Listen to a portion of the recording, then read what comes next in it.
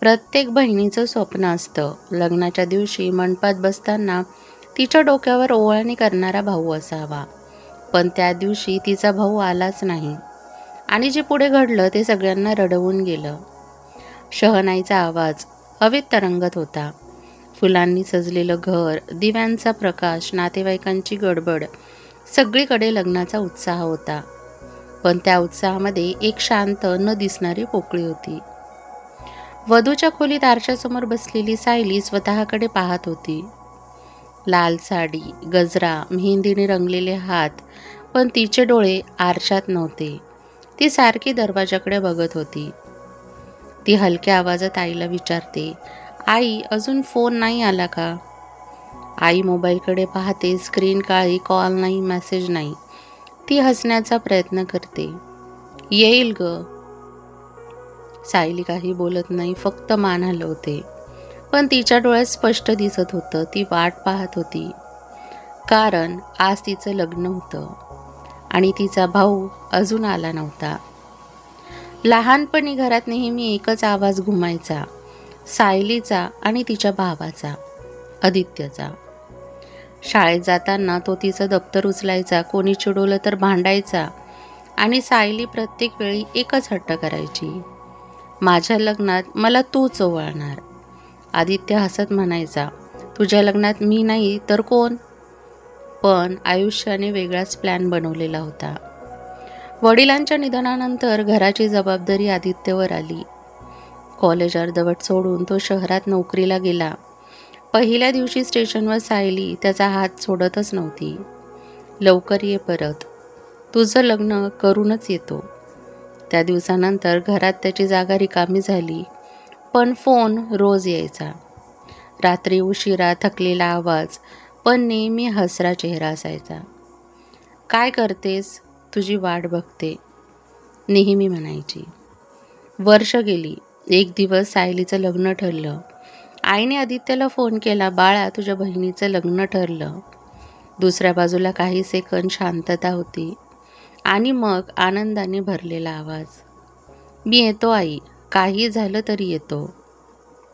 त्या दिवसापासून सायली दिवस मोजत होती. लग्नाचा दिवस उजाडला. घरात गाणी, हसणं, फोटो. पण सायलीचं कशातच मन लागत नव्हतं.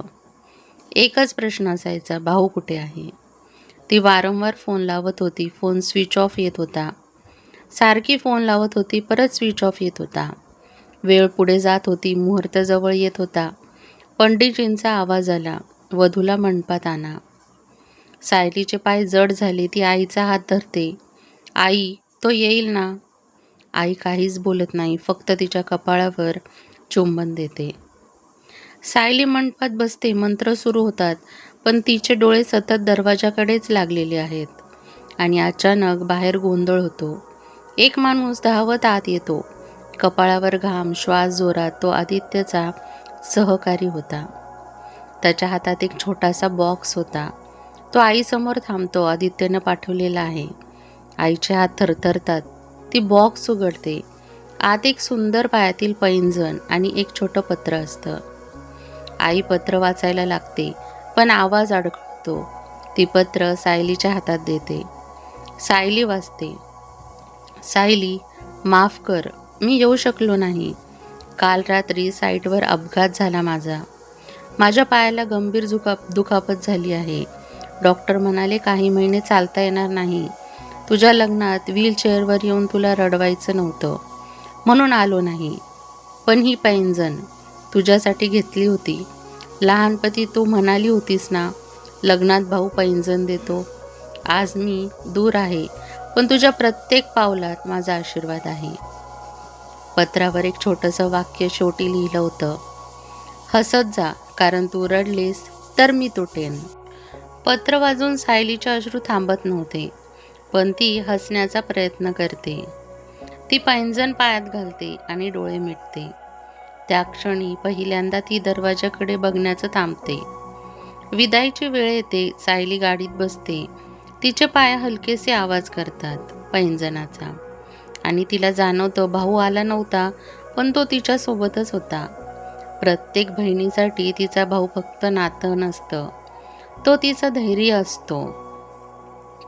म्हणून म्हणावंसं वाटतं, भाऊ तू आज दिसला नाहीस, पण प्रत्येक क्षणी जाणवला. मंडपात बसताना डोळे दरवाजाकडेच होते, कारण मला माहीत होतं तू आलास की मी नक्की हसेन. लहानपणी धरलेला हात आज सुटला नाही, फक्त अंतर वाढलंय, नातं नाही. माझ्या पायातली पैंजण वाजते. लोक म्हणतात लग्नाची चाहूल आहे, पण मला माहीत आहे तो तुझाच आशीर्वादाचा आवाज आहे. आज मी सासरी निघतीये भाऊ, पण एक वचन घेऊन, तुझं घर कधीच परकं होऊ देणार नाही. कारण बहीण सासरी जाते, पण भावाच्या हृदयातून कधीच जात नाही. फ्रेंड्स, तुम्हाला काय वाटतं हे कमेंट करून नक्की सांगा. तुम्ही तुमच्या भावाला किंवा बहिणीला शेवटचा फोन कधी केला होता हे कमेंट करून नक्की सांगा. व्हिडिओ आवडला असेल तर व्हिडिओला लाईक करा, चॅनलला सबस्क्राईब करा आणि बेल आयकन दाबायला विसरू नका, जेणेकरून असेच मोटिवेशनल व्हिडिओ तुमच्यापर्यंत सर्वात आधी पोहोचतील. व्हिडिओ बघितल्याबद्दल धन्यवाद.